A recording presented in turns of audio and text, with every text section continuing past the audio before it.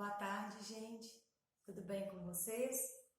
Hoje, então, a gente vai dar continuidade à matéria, então, da frente A, que é bioquímica, certo?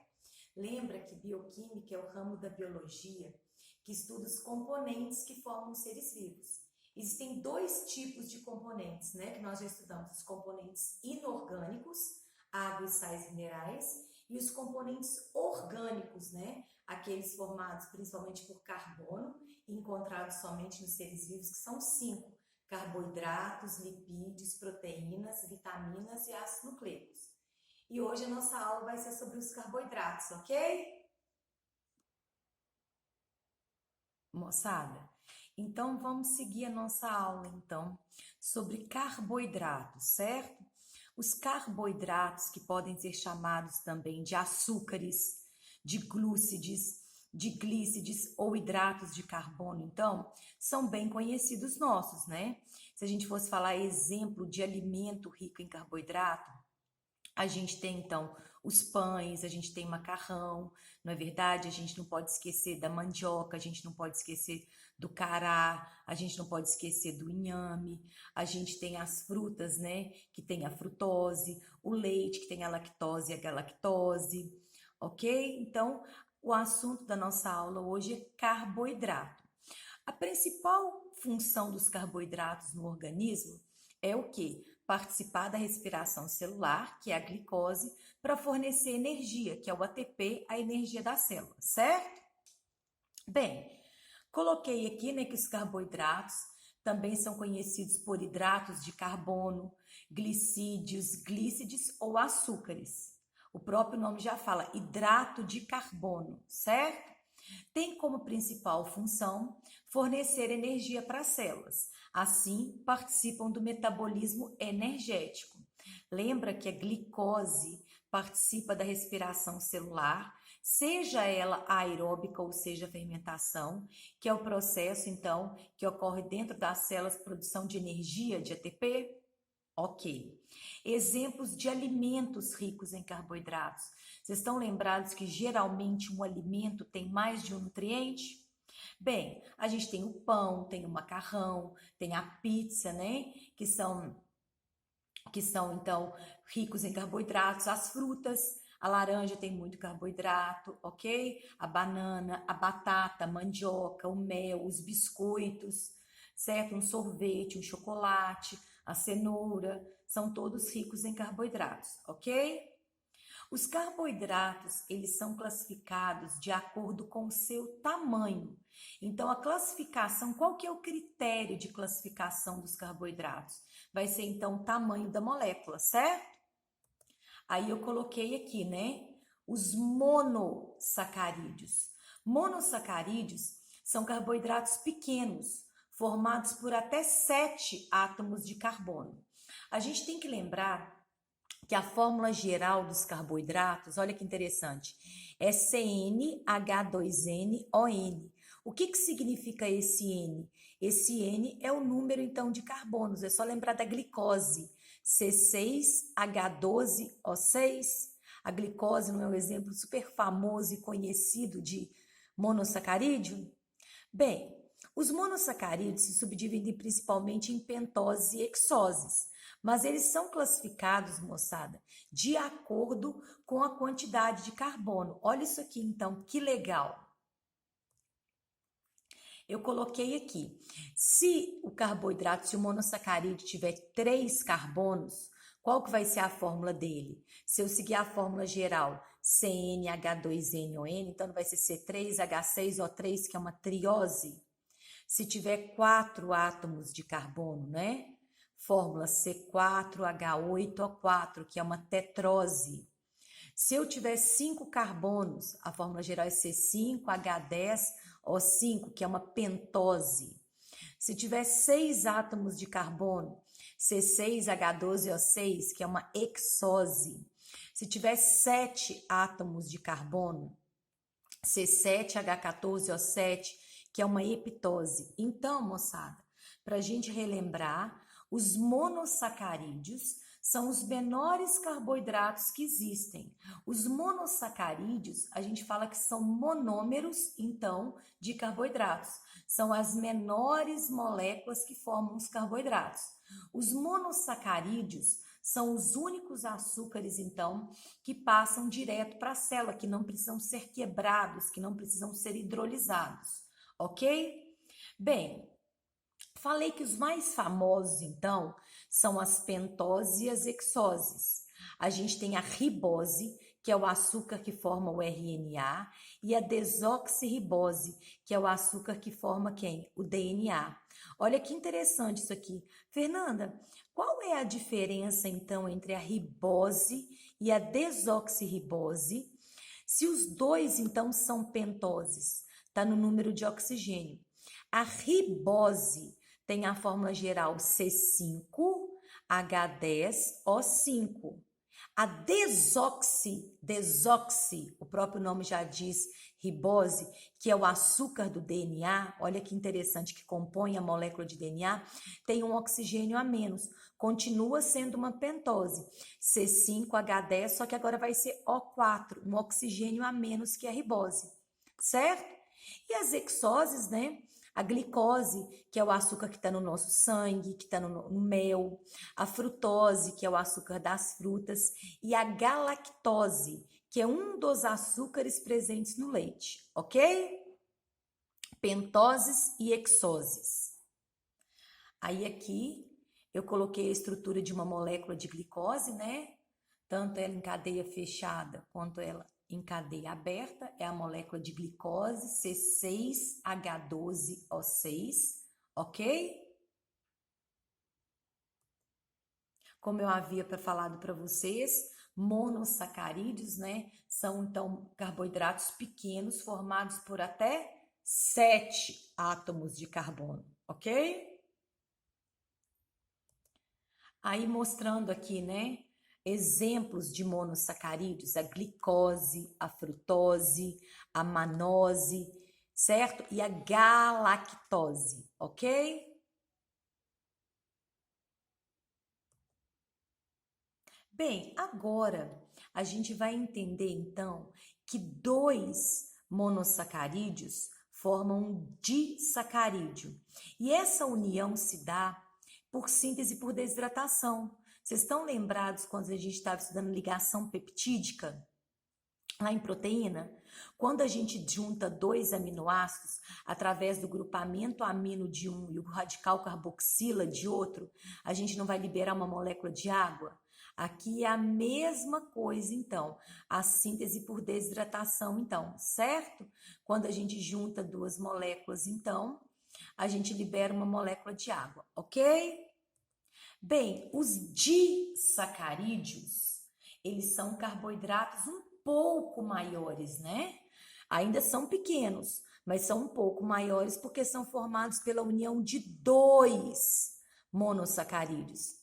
Olha que interessante, a sacarose, muito conhecida nossa, né? Que é o açúcar da beterraba, que é o açúcar da cana-de-açúcar. A sacarose, ela é formada por uma molécula de glicose e uma molécula de frutose. A maltose, que é o açúcar dos cereais, né? Formado por duas moléculas de glicose. E a lactose, que é outro açúcar do leite, formado por uma molécula de glicose e uma molécula de galactose. Bem, aí a gente tem que lembrar, a gente tem que falar agora, né? Que hoje tem muitas pessoas com intolerância à lactose. A lactose é um dos açúcares do leite, porque o leite também tem a galactose, que é um monossacarídeo. Então, moçada, quando a gente vai ao supermercado comprar um leite, então, zero lactose, sem lactose, como que acontece isso? Na verdade, no processamento do leite é adicionada uma enzima chamada lactase. Essa enzima lactase, que nós já estudamos enzimas nas aulas anteriores, né?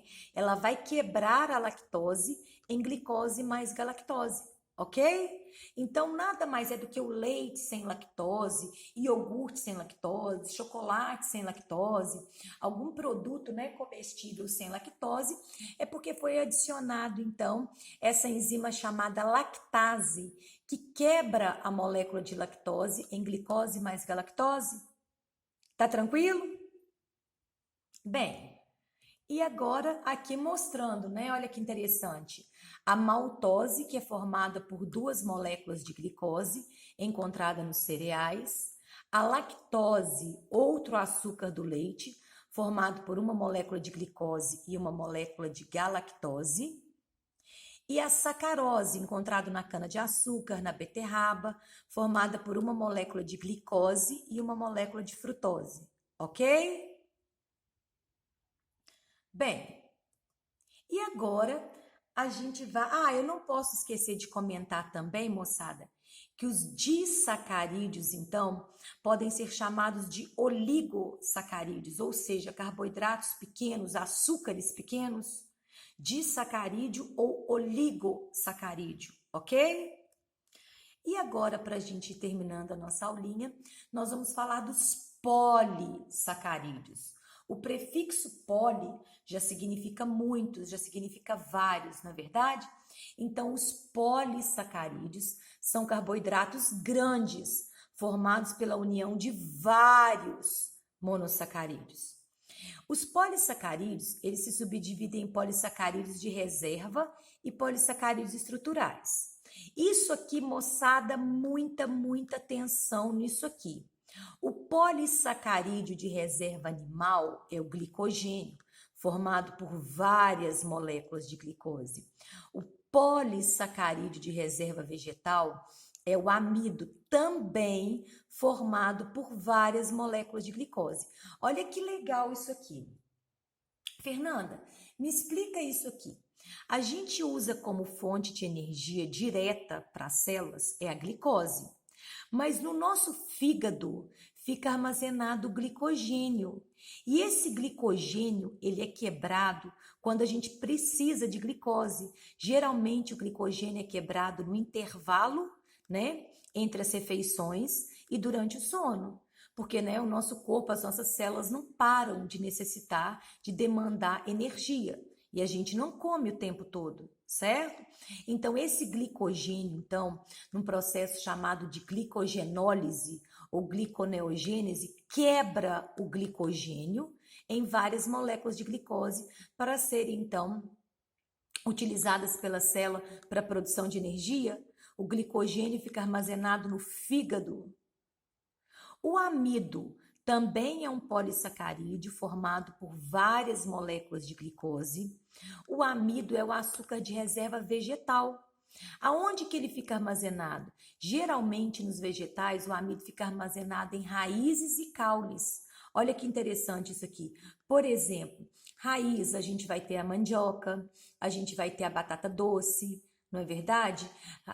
Se eu fosse dar exemplo de caule, a gente teria a batata inglesa, né? Que é a batatinha. Então, o glicogênio é o açúcar de reserva animal e o amido é o açúcar de reserva vegetal. Então, esses são polissacarídeos de reserva. E os polissacarídeos estruturais? São aqueles que vão compor as estruturas celulares dos seres vivos. Por exemplo, a celulose. A celulose é muito conhecida nossa, né, gente? Vocês escutam falar da parede celular de celulose das células vegetais, né? Desde o ensino fundamental, não é verdade? Então, a celulose é um açúcar. A celulose está presente, então, na parede celular das células vegetais. Eu tenho que lembrar, porque a parede celular é de bactéria de peptidoglicano, não é verdade? A parede celular de fungo é de quitina. Então, celulose é então um polissacarídeo estrutural que está presente na parede celular das células vegetais. Fernanda, e para nós seres humanos? A celulose é popularmente chamada de fibra. Nós não digerimos a celulose, moçada. Vocês já viram, por exemplo, que quando a gente come milho, ele sai inteirinho, né, no nosso cocô, nas nossas fezes?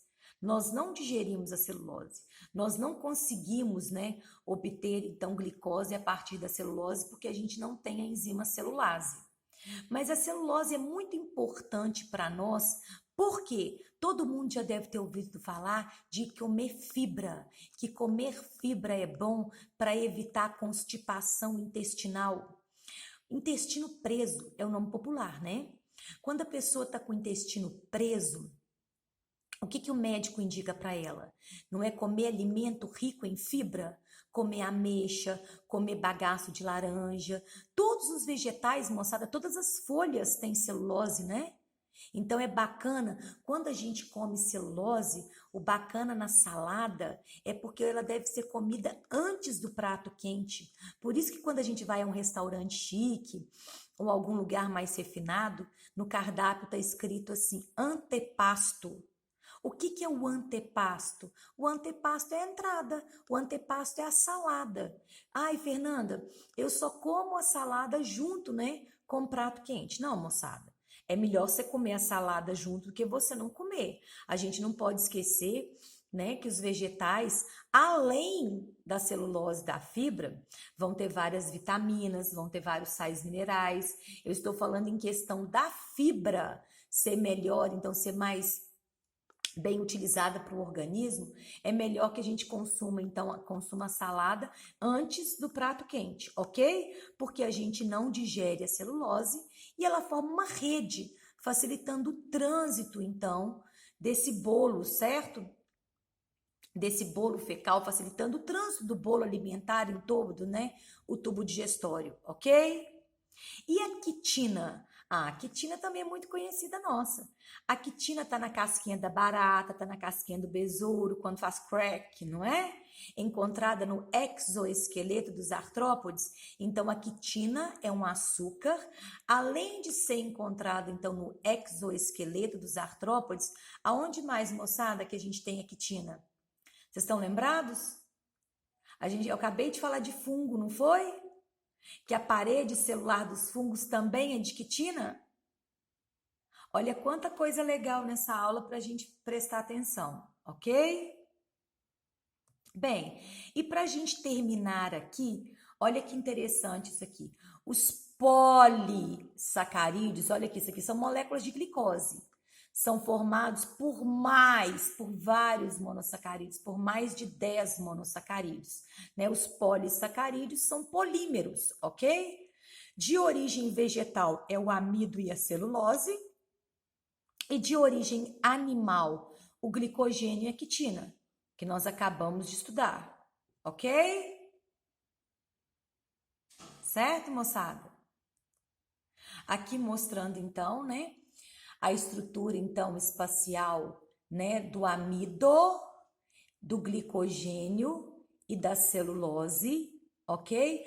Todos formados por várias moléculas de glicose.